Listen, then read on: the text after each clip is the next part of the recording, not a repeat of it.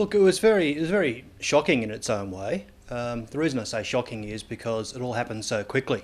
There were some rumours about the ICAC coming down a bit in advance, might have been 6 months in advance, and seizing bits of information. And there was rumours around town that maybe one or two people were in trouble. But when the hearings happened, if people remember, there was about, I think, 10 days, roughly 2 weeks of hearings, and then a few more days after that, council's dismissed. So that whole process was probably 2, maybe 3 weeks. And so that was it came like a bolt of lightning from the blue. And a lot of people at the time thought it was pretty unjust that there were a number of city councillors who were adversely named, a small number of staff and business people, and for that, the government then took the action to dismiss the entire council. So you were travelling along, being a councillor, doing the things that you do, representing the community, working out budgets, policies, plans, all those sorts of things. 3 or 4 weeks later, you're out. So it was and that's why I use the word shocking, because it just happened so abruptly.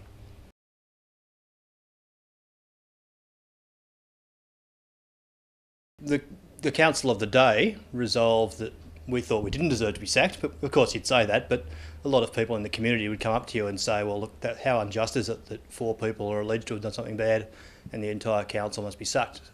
There are some technical reasons why the Labor state government at the time had fewer options, because the Act talks about dismissing one councillor or the entire council. It doesn't appear to be there's a whole lot of room to move it to sack a few of them.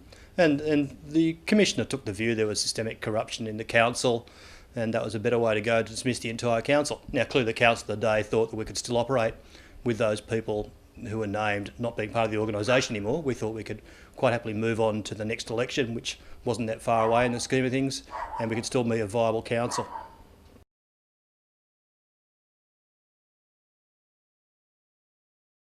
I'm having trouble seeing anything that they're doing which is radically different from what the elected councillors are doing.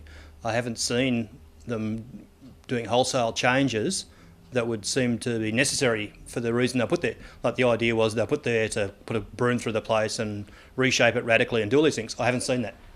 And in some of the issues and things which they have rolled out are policies that were first started by the Democratic elected council, and now they're coming to fruition. So things like budget measures, and local governments around the country, not just Wollongong, have got financial strains, and that's a whole lot of reasons around that, which is probably outside your topic. But the last elected council said to the administrators, give us a draft horror budget. It wasn't as if we were unwilling to make tough decisions on things. We said, give us the options to make the toughest decision possible. So I'm yet to see particularly how there's been a major change in the way Wollongong City Council goes about doing things.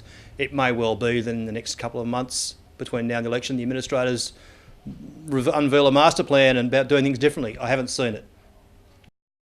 I think you either support democracy or you don't. And democracy is sometimes a bit messy, and sometimes it's not necessarily all that efficient. But I certainly know that in the year or so after the dismissal of council, residents were still asking me for advice about planning matters, still doing some of that same stuff. And there was certainly a concern that the administrators weren't from the area, weren't working full time. And on a broader picture, I think you can rely on the good sense of the voters to sort these things out. If we'd gone to the elections a few months after the dismissal, I think that you can rely on the voters to get it right. There probably would have been a whole lot of new faces, some might have survived, but I think you can rely on the voters to get that sort of thing right. It comes down to whether you think local government is an important tier of government. There's certain things that local government does and that no other tier of government can do or would want to do, and having a democratic input in that process, to me, seems like a sensible idea. It should be maintained. Clearly it was an unusual circumstance. Clearly some action probably did need to be taken. Exactly how strident that action should have been is hard to say. I think those named councillors certainly had a case to answer, and as we speak, they're starting the process of answering that case. But I think dismantling local government in Wollongong for pushing 2.5 years probably wasn't a good idea.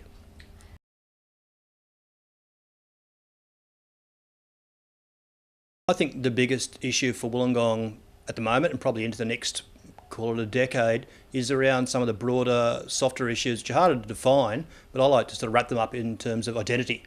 How do we see the city? How does the city relate to Sydney? You shouldn't perhaps define yourself by others, but that's a critical relationship. Does the Illawarra and the Wollongong, as the capital of the Illawarra, see itself as something more than just the dormitory suburb for Sydney? Do we see the economy developing as a place with a very diversified and interesting jobs, such that our young people don't have to go to Sydney to get those sort of jobs? Now, they're sort of difficult issues to put a bag around and say that's what you do, but I think a lot of things flow from that idea about what's the identity of the city and what do we want to be. Clearly, economic issues are going to be important for the city. There is still, unfortunately, a higher level of unemployment in the Illawarra, and that's systemic, going back to at least the 80s with the steel turn downtime. That hasn't washed its way out of the system. That's a critical issue for leaders of the city to address. Issues such as land use and the environment are critical for the city. What we're finding here is that Wollongong will be one of the first largest cities in the country that runs out of land because of our natural boundaries, the escarpment, which people want to protect, and for a whole lot of good reasons. There's a whole lot of environmentally important areas of rainforest there, etc., and you don't want to see housing development creep further up the escarpment, and then you're bounded, of course, by the sea. And that creates a lot of issues. Once you get to that level, once you've got the big land release at West Dapto, the city will in a sense be full, which is unusual. You can't keep adding extra bits over the escarpment the way that, say, Sydney is adding into southwest and northwest Sydney. So that creates a whole lot of issues about where does the population grow, how much of that remaining land do you allocate for employment lands, how much for residential, how much for recreation.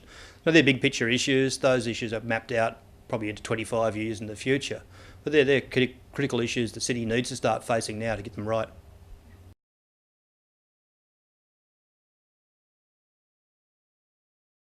It's still a long way away, the next elections, and it's something I've made my mind up about. I think it will be very hard for anybody of the last council to nominate and run again. A few people may.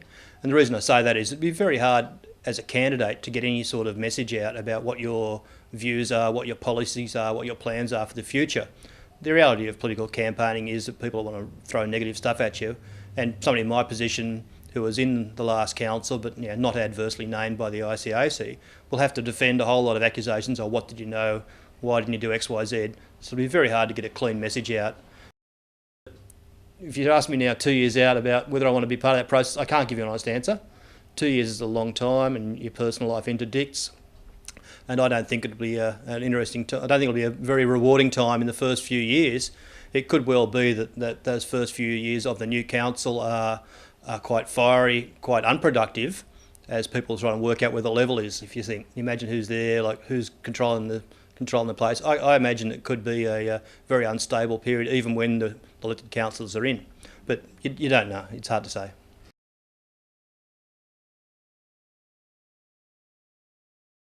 I suspect that election campaign for the next re-election will be very interesting, and as I said, a lot of people will throw accusations about the former council, but a lot of the debate will be framed around, this is what led to the dismissal last time. There'll be a lot of, in my view, quite flimsy arguments about that process and what happened. People want to debate out the ICAC findings during that election campaign. Now, that could be interesting. People might say some colourful things, but I don't think it'll be very edifying, and I don't know if it'll do the city a lot of good.